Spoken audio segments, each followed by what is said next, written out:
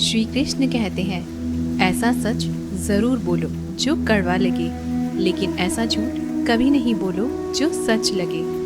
अपने जीवन में कभी भी ना किसी को आनंद में वचन दे, ना क्रोध में वचन दे, ना ही दुख में कभी निर्णय ले। गीता में लिखा है, यदि कोई आपको अच्छा लगता है तो अच्छा वो नहीं, अच्छे आप हैं, क्योंकि उसमें सच्चाई देखने वाली नज़र आपके पास है। अपनी पीड़ा के लिए संसार को दोष मत दो, अपने मन को समझाओ। तुम्हारे मन का परिवर्तन ही तुम्हारे दुखों का अंत है। सोच और नियत अच्छी रखिए, फिर आपके कष्ट प्रभु स्वयं दूर कर देंगे। लोग अपने शरीर को सुंदर बनाने में लगे रहते हैं, पर आत्मा की सुंदरता शरीर की सुंदरता से कहीं ज़्यादा महत्वपूर्ण है। शरीर तो नश्वर है, मिट्टी ही तो मिट्टी में ही मिल जाता है, पर आत्मा अमर है, इसलिए आत्मा की सुंदरता पर ध्यान दो। बहुत विनम्रता चाहिए रिश्तों को निभाने के लिए। छल कपट से तो सिर्फ महाभारत रची जाती है। इंसान की सोच ही उसकी सबसे बड़ी पहचान है, वरना दुनिया में एक नाम के अनेक इंसान हैं। उस इंसान का मंजिल से भटक जाना तय है जिसकी संगत में नकारात्मक लोग रहते हैं।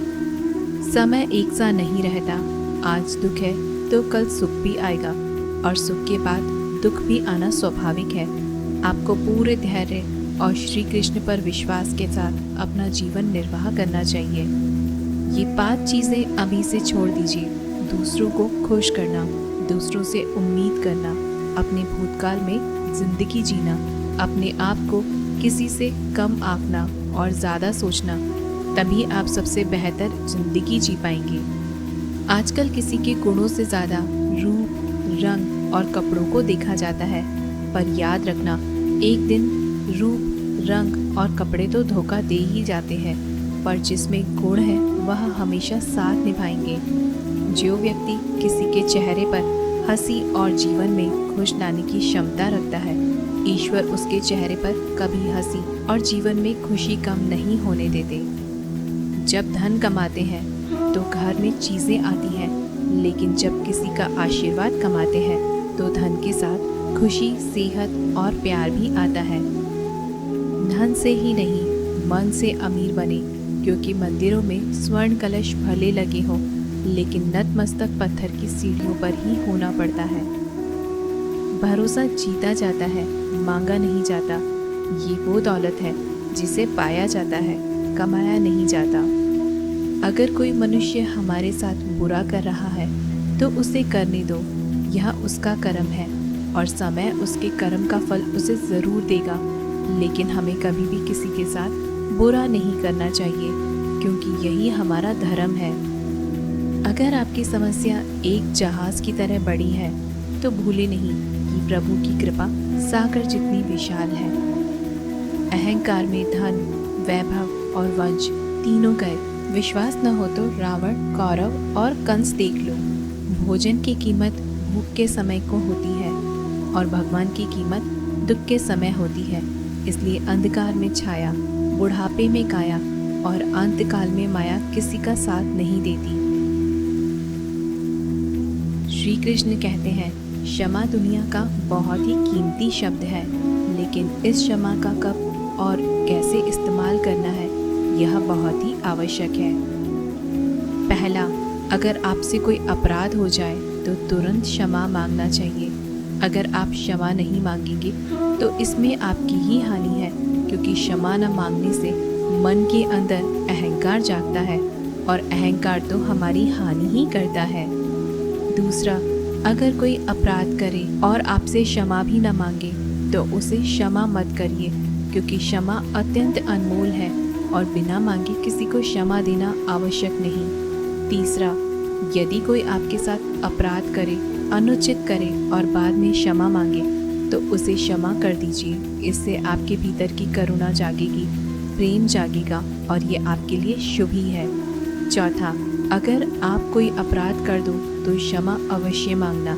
इससे आपका ही लाभ होगा, क्योंकि सामने वाला व्यक्ति आपको क्षमा करे या न करे, आपके अंदर का अहंकार गिरता है और आपका मन अधिक निर्मल हो जाता है। श्री कृष्ण कहते हैं, जिसके साथ बात करने से ही खुशी दोगुनी और दुख आधा हो जाए, वो ही अपना है। बाकी तो बस दुनिया है। दुनिया के ये 4 स्थान जो कभी भरते ही नहीं है: समुद्र, इच्छा का घड़ा, शमशान और मनुष्य का मन। कभी भी किसी भी रिश्ते का गलत इस्तेमाल मत करना, क्योंकि रिश्ते तो बहुत मिल जाएंगे, पर ज़िंदगी में अच्छे लोग बार बार नहीं आएंगे। बिना कुंडली मिलाए आजीवन चलने वाला एक अद्भुत संबंध केवल मित्रता है।